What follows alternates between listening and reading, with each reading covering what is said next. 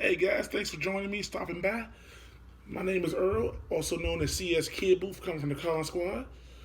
And today I'm doing my very first ever comic book review, which is Power Rangers Ninja Turtle Crossover 1 by IDW and Boom Studios. And this is a comic that I personally have dreamed of, and I know a lot of many other fans have wanted to see. And ever since Boom Studio kicked off with the Power Ranger comic, I kind of wanted it to happen. And IDW has been doing such good work with the Ninja Turtles, it was destined to be. And if you grew up in my era, which was the late 80s, early 90s, you automatically know that Power Rangers Ninja Turtles were like the two top at that one point. At that point, they were the two top, and you really wanted to see it happen. And they kind of did give it to us in the In Space series, but the Ninja Turtles that happened in that one, I don't think anyone was really a big fan of the next mutation. I don't really think anyone liked it. But as a kid and you saw it, you were like, "Whoa, they finally did it!" Screaming. But they didn't cross over with the original Mighty Morphin, and that would be Jason, Kimberly, Zach, Trini, Billy, and Tommy. So the comic, it hits you in your childhood a lot. It makes you say, "Oh my gosh, they did it," and I'm so proud of it.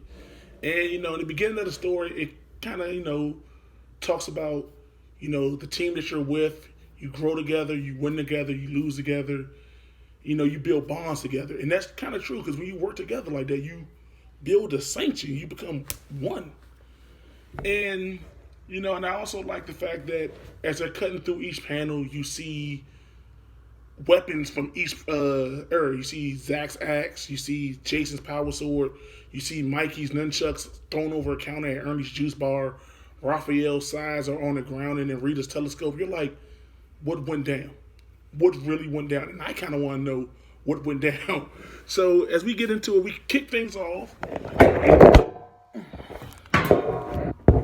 Sorry about that. We kick things off with Angel Grove. The Rangers are fighting one of Rita's monsters, and Billy's talking about, this Rita's way of trying to scare us. The tree's like, no, I think she's trying to kill us, Billy. And, they're fighting the monster, and then Zach goes off the line and says, we can do this a whole lot quicker if we went down the Ranger. Yo, Kimberly, where your boyfriend at? And Kimberly hits him with he's not my boyfriend. And then Jason, the leader that he is, this is why I love Jason. Guys, we won fights with our Tommy before. So I'm like, that's what I'm talking about, Jason. You know what I'm saying? 5 Rangers did it all the time by themselves, and now, you're acting lazy a little bit, but I love it. I love it, though. I love it. And then Trini's talking about something. Hey, can we just end this now? And then, that's when they call it out. They call out the Power Blaster. The Power Blaster, sorry about that. The Power Blaster. They bring it out. And you already know, if you're not a Power Ranger fan, you know what the Power Blaster is. It's the Power Axe, the Power Bow, Power Daggers, Power Lance, and then the Power Sword. That's all 5 of their weapons combined. They just blast the monster. Boom. He's gone. No question about it. He's gone. And they made quick work of him just like that.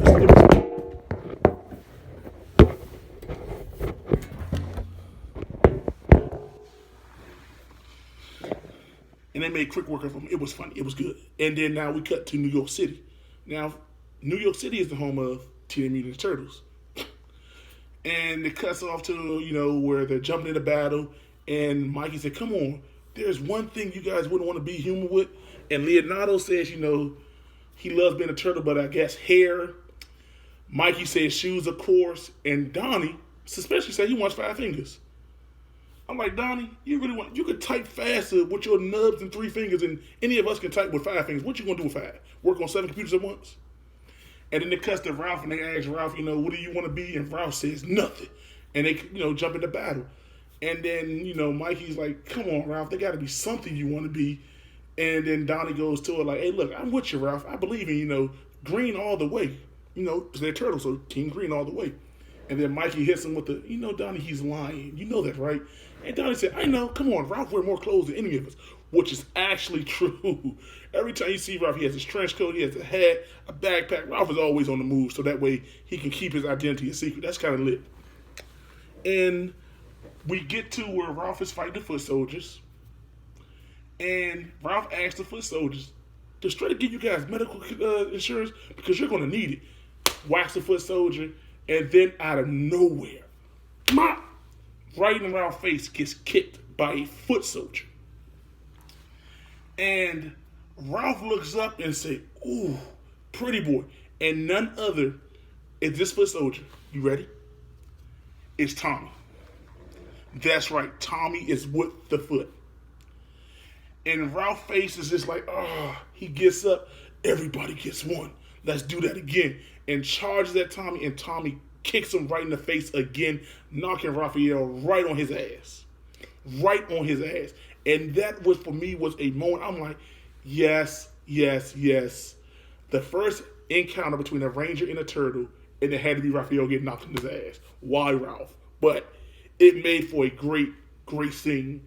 And then to see Tommy, he tells the Foot Clan on me and says, Ninja, vanish.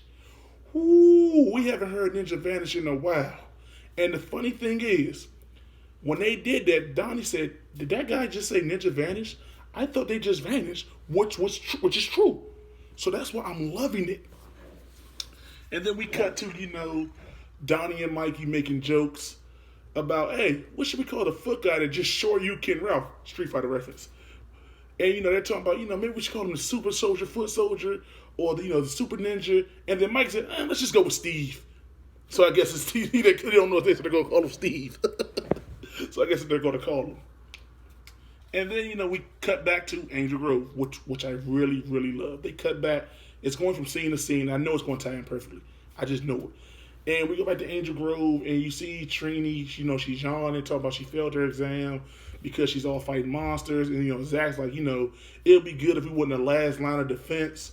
And then Jason, again showing why he's the leader.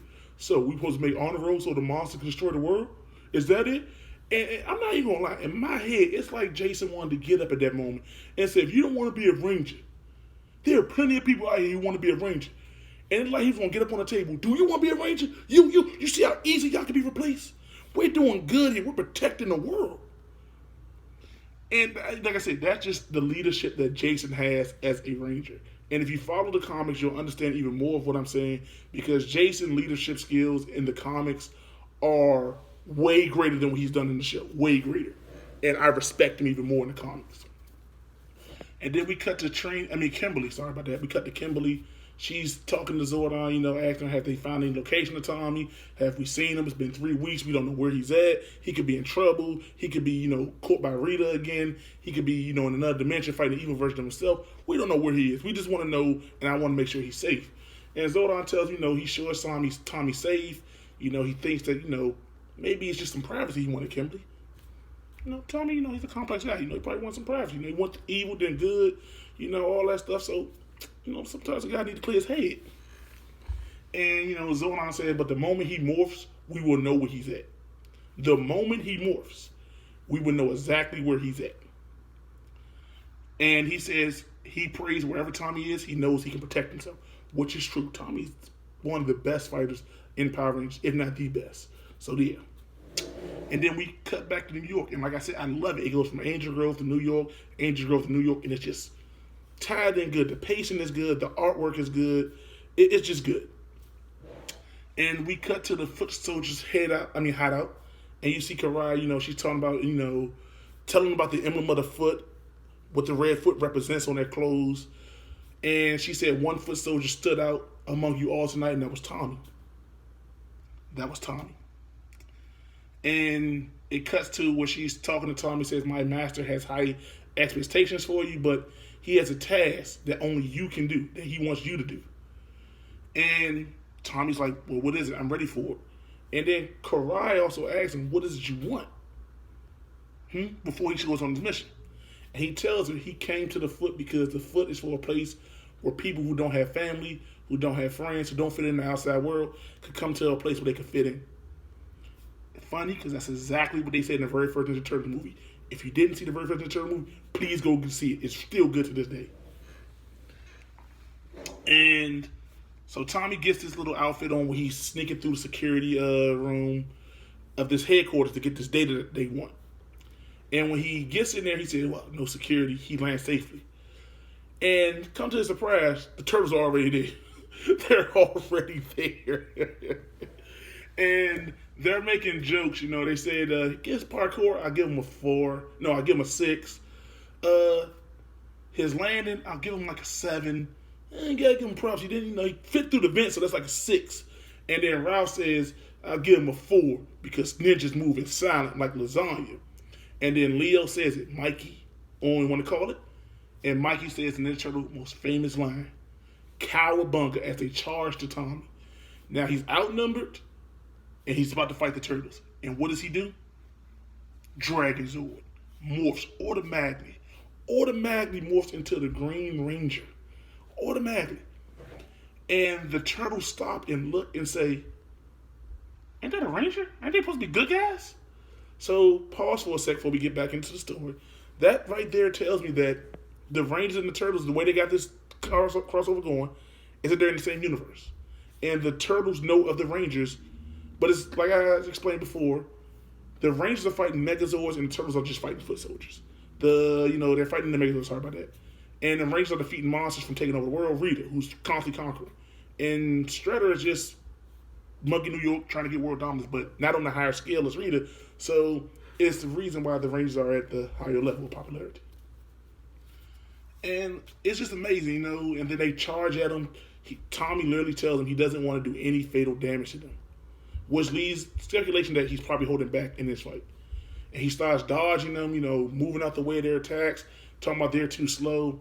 And who wants to get back up into the mix? Raphael, talking about some round 2. I'm like, Ralph, let it go. Let it go. We all know Ralph. Ralph got to get in there. He got to get revenge no matter what. Especially if you feel them birds after what happened to him earlier. So Ralph engages in Tommy, and he's talking about that suit gets you superpowers, huh? And then Tommy's like, yeah, something like that. As him and Ralph engage in close quarter combat. Now, me personally, I do know the Ranger suit's supposed to give him superhuman strength. But at the same time, everybody in their parents know you don't get close to Raphael. That man is too strong. Too damn strong.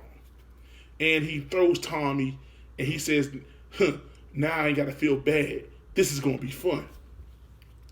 And then it cuts to the rooftop of the building they're on where the other Rangers teleport there because Tommy morphed. And remember, Zordon said the moment Tommy morphed, we'll know exactly where he's at. So they go there thinking Tommy's in danger because he morphed. And they're on a rooftop and they talking, Zach's like, why is it always a rooftop? Always a rooftop. Which is true. It's always a rooftop in New York. Every time something go down, it's always on a rooftop. But I guess it's New York, right? And, and then Zach's like, hey, look, though, we can see the Statue of Liberty from here. See the Statue of Liberty from the rooftop they're on. And then out of nowhere, through the wall, you see Tommy getting thrown through a wall. And then it looked like he called for backup. And Raphael, again, this is going to be fun. And then we cut to the page where it says Turtle Power, Power Rangers. I'm like, oh my gosh, they're really about to collide. They cross over and the battle begins. And we have Leo fighting Jason, where Leo using his katana swords to block Jason's power sword. And Leo talking about some nice sword. And Jason just says, thanks, as they still engage in battle. I'm like, wow, that's amazing. Then we cut to an interaction I want to see more of in this series is Donnie versus Billy. While they're fighting, Donnie is constantly asking him questions about their suits, about, where they came from, how they get their powers. And Billy is talking about, you are really talking. He's shocked. He's like, you're smart for you. And then Donnie asks the question that everybody in Power Rangers has asked since day one. How does Tommy play the metal flute through the metal mouthpiece on his mask? He literally asked that question. And I am shocked that he actually asked it. And it just fit in so perfectly. And then we cut in over to Mikey versus Zach. Now, if you've been reading the Power Ranger comics, the way they made Zach is, he's a great skill fighter, but he's also the joke, the comedian, the one that brings laugh of the team, even in serious situations. He always try to make everybody feel happy, make them feel like, just like how Mikey does with the Turtles. And then, they're fighting, and then Mikey literally asks him, aren't you guys supposed to be the good guys? And then Zach said, we are. And then Mikey clocks him with the nunchuck, and Zach's like, ugh. And then Mikey just had the most distressed look on his face. Then why are you working for Shredder? And Zach literally asks, what's a Shredder? I mean, he never met him before, so of course he's going to want to know what Shredder is. And then we cut over to Tommy and Kimberly, where Tommy pulls his helmet down, Kimberly pulls her helmet down, and they're talking, and Tommy's like, I didn't want to bring you into this. I never wanted you guys to get hurt, but what I have to do alone, and I need you to trust me. And then Kimberly says she trusts him, and as Tommy's walking away, Ralph tries to get him, talking about we not done yet. Raphael is not. He wants Tommy, so I'm pretty hoping we get an actual one-on-one confrontation between these two because Ralph wants this more than anything right now. And Kimberly kicks Ralph out the sky, telling him, go. And then Raphael's like, who are you talking to, sweetheart? Your boyfriend's going the other way. And then here comes Trini, the one ranger that not even seen on the field. She's come out of nowhere, clocks Raphael with her dagger in his hand, and she's talking to me, sweetheart. And then, of course, like I said, this is New York. We cut to another panel on a rooftop, higher than the rooftop they're fighting on. We see Karai, and then we see Shredder. And then we see Karai ask Shredder, how long have you known Tommy to be a Power Ranger? And Shredder said, trust is something that must be earned, young Karai. She's like, yeah. And he says, if everything goes according to my plan, then I will have the Power Rangers under my command. I'm like this. Shredder, you're trying to get the Power Rangers into the foot? Ooh. And it goes to to be continued. So, my thing is with this whole thing, and this is just my theory, is that Tommy was literally once lived in New York. He literally once lived in New York. And while in New York, he found it hard to fit in. And he joined the Foot Clan. And he showed his skill and everything while in the Foot Clan, his fighting abilities, all that in the Foot Clan. And Shredder was watching that from afar. And my thing is that Tommy probably was on his verge to being a top foot soldier, and then his parents moved him away because they didn't want him being in the foot game. So they moved him to Angel Grove. That is just my theory. And if that is truly the theory, then that is something to behold. And also, while Tommy is in Angel Grove, rushing ahead now. Shredder probably had somebody spying on Tommy the whole time.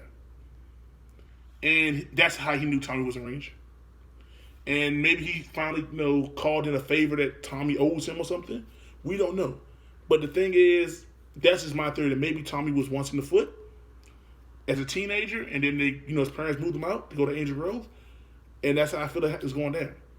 But yeah, for my recommendation, I highly give this a grade of a silver. I believe you should get it. I believe it's a must-have. I believe that every fan should get this book. Pick it up. It's a fun series. Also, I believe you should also go back and check out the original Power Rangers comics. Battle for the Grid is just amazing story with Lord Draken. I highly recommend it. Go check out IDWs or the Turtles. If you have not, please do. Trust me, you will not regret it. And that's about all. I just feel that this is a great joint for all kids, for my generation, adults alike. If you love Power Rangers, you love the Turtles, please go get it. Please check it out. And if anything, I'm hoping we get an anime movie out of it like Batman and the Turtles. You can't go wrong with that, So I just want to say, if you like what you see in here, man, I'm going to try to do this more and more as I can. Comic reviews. This is my first time, so I was a little nervous. But if you like what you see in here, please like, subscribe. Also, go follow my brother at the EsportsGym. That's my brother Terrell. CS Terrell out here, TK. He plays League of Legends. He's really good at it. He does his own little channel. He talks about it. He talks about gaming health, all that. He's a swell guy to talk to. Also, go check out my other brother, Macaflow. He has a YouTube channel as well. Macaho, if you want me to be honest. Hey, anybody who type in his chat, Macaho, I will come down there and give you $1 personally. Fuck that nigga. Ooh, I'm supposed to say that. But yeah. Thank you for stopping by. Thanks for giving me a chance. And like I said, comment. I would like to discuss it with you in the comments. Comment. I'm on Instagram at ConSquad16. I'm on Twitter at ConSquad16. Just follow a brother. I follow you back. We can talk. I love comments. I love anime. I love gaming. That's what we do here. Thank you and see you next time.